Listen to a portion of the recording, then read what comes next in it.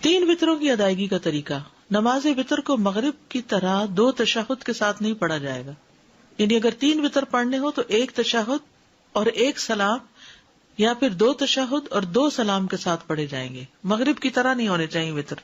مغرب میں کیا ہوتا ہے، 2 رکعت کے بعد آپ تشہد پڑھتے ہیں، پھر 1 رکعت کھڑے ہو کر پھر آپ نماز پڑھی کرتے ہیں. وطر میں یہ نہیں ہوگا. وطر میں کیا ہوگا، تینوں رکعتیں کٹھی پڑھ کے آخر میں بیٹھیں گے، ایک طریقہ. دوسرا 2 پڑھ کے سلام پھیر کے پھر 1 اور الگ پڑھیں گے. ابن عمر سے مروی ہے، انہوں نے کہا رسول اللہ صلی اللہ علیہ وسلم وطر اور 2 رکعتوں کے درمیان سلام کے ذریعے فصل فرماتے تھے اور ہمیں سلام کی آواز سنواتے تھے. ٹھیک ہے، اونچی آواز سے سلام کرتے تھے. حضرت عائشہ سے مرفوعاً مروی ہے کہ آپ صلی اللہ علیہ وسلم 1 رکعت وطر پڑھتے اور 2 رکعتوں کے بعد آخری رکعت ادا کرنے سے پہلے باتیں بھی کر لیتے تھے. یعنی جب سلام ہو گیا تو پھر اس کے بعد آپ بات بھی کر سکتے ہیں. اس سے یہ پتہ چلتا ہے کہ چاہے 3 وطر کی نیت سے آپ پڑھ رہے ہیں 2 رکعت، تب بھی اس 2 رکعتوں کے بعد کوئی بات چیت کرنی پڑے تو کر سکتے ہیں. 3 رکعتیں 1 2 3 بغیر تشہد کے 3 رکعتیں پڑھ کے تیسری میں پھر اتحیات اینڈ تک پڑھنا، ایک طریقہ یہ ہے. دوسرا کیا ہے، 2 رکعتیں پڑھ کے سلام پھیر کے پھر 1 اور رکعت پڑھ کے اس کو وطر بنانا. حضرت ابو ہریرہ سے روایت ہے کہ رسول اللہ صلی اللہ علیہ وسلم نے فرمایا 3 وطر نہ پڑھا کرو، 5 اور 7 وطر پڑھا کرو، اور مغرب کی نماز سے مشابہت نہ کرو.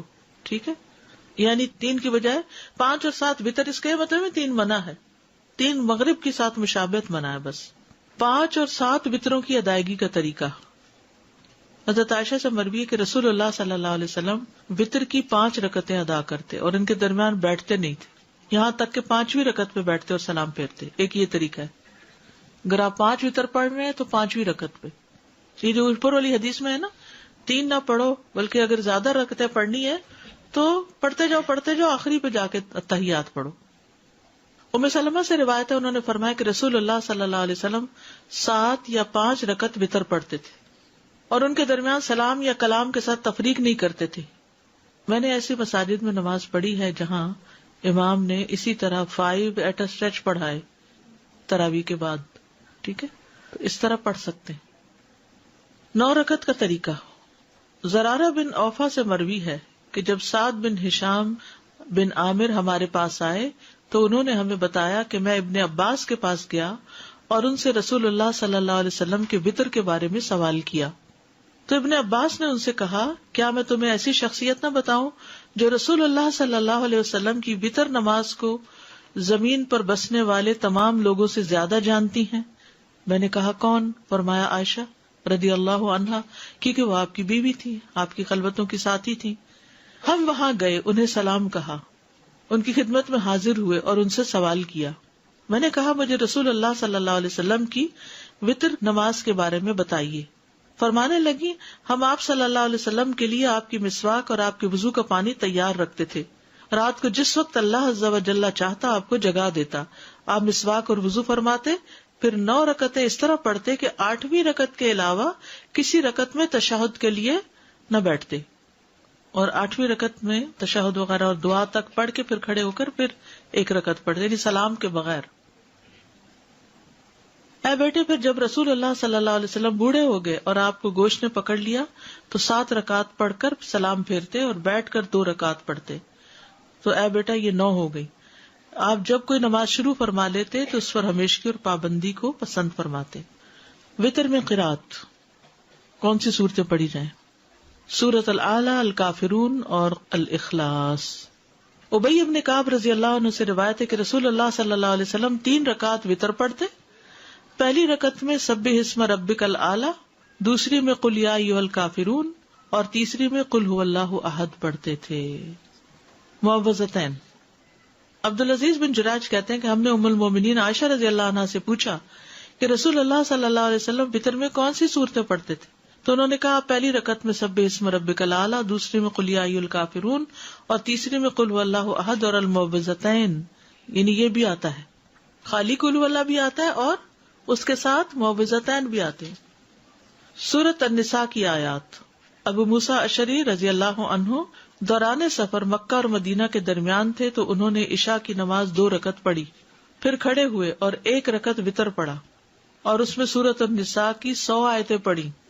ٹھیک ہے، تو ایسے بھی وتر پڑھ سکتے ہیں، ایک رکعت لیکن بہت لمبی رکعت.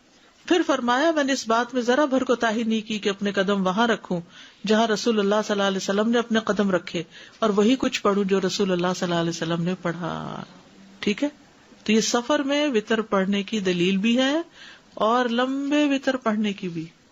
یعنی آپ اگر عشاء کے ساتھ وتر پڑھنا چاہتے ہیں تو سورۃ الاعلی اور کافرون اور اخلاص پڑھ کے ختم کر دیں، اور اگر آپ صبح تہجد کے وقت پڑھنا چاہتے ہیں تو دو کر کے آپ الگ سے بھی 3 وتر پڑھ سکتے ہیں، اور آپ 8 رکعتیں ایٹ اسٹریچ پڑھ کے بیٹھ کے پھر 9ویں پہ بھی پڑھ سکتے ہیں. تو جو بھی آپ کو سوٹ کرتا ہو آپ کر سکتے ہیں. ٹھیک ہے، اب یہ ویرائٹی آپ کو فرض نمازوں میں نہیں ملے گی، یہ صرف وتر میں ہی ہے، کیونکہ اس کے ساتھ نفل ہے. دعائے قنوت، رکوع سے پہلے دعا کرنا. ابی ابن کعب سے روایت ہے رسول اللہ صلی اللہ علیہ وسلم وتر پڑھتے تھے تو رکوع سے پہلے دعائے قنوت پڑھتے تھے، یعنی سورۃ فاتحہ پڑھی، سورت ملائی، اور اس کے بعد دعائے قنوت پڑھی، اور اس کے بعد رکوع میں گئے، پھر سجدے میں گئے، قیام میں ہی پڑھ لی. دعائے قنوت کے الفاظ ابو حورا سے روایت ہے، انہوں نے کہا کہ حسن بن علی رضی اللہ عنہما نے بیان کیا کہ رسول اللہ صلی اللہ علیہ وسلم نے مجھے کچھ کلمات سکھائے جنہیں میں قنوت وتر میں کہا کروں. اللہم اہدنی فی من ہدیت وعافنی فی من عافیت وتولنی فی من تولیت وبارک لی فیما اعطیت وقنی شر ما قضیت انک تقضی ولا یقضی علیک وانہ لا یذل من والیت ولا یعز من عادیت تبارکت ربنا وتعالیت. ٹھیک ہے، ایک اور دعا. علی بن ابی طالب رضی اللہ عنہ سے مروی ہے کہ رسول اللہ صلی اللہ علیہ وسلم اپنے وتر کے آخر میں یہ کہا کرتے تھے: اللہم انی اعوذ برضاک من سخطک وبمعافاتک من عقوبتک واعوذ بک منک لا احصی ثناء علیک انت کما اثنیت علی نفسک. اور ایک اور دعا بھی جو پڑھتے ہیں: اللہم انا نستعینک ونستغفرک ونؤمن بک ونتوکل علیک ونثنی علیک الخیر ونشکرک ولا نکفرک ونخلع ونترک من یفجرک اللہم ایاک نعبد ولک نصلی ونسجد والیک نسعی ونرجو رحمتک ونخشی عذابک ان عذابک بالکفار. وتر کی بعد کی دعا، وتر کے بعد کی دعا. ابی ابن کعب سے روایت ہے کہ رسول اللہ صلی اللہ علیہ وسلم 3 رکعات وتر پڑھتے، پھر جب فارغ ہوتے تو فراغت کے وقت 3 دفعہ سبحان الملک القدوس، پاک ہے بادشاہ نہایت مقدس، یعنی اللہ تعالیٰ کی تعریف بیان کرتے، یہ پڑھتے.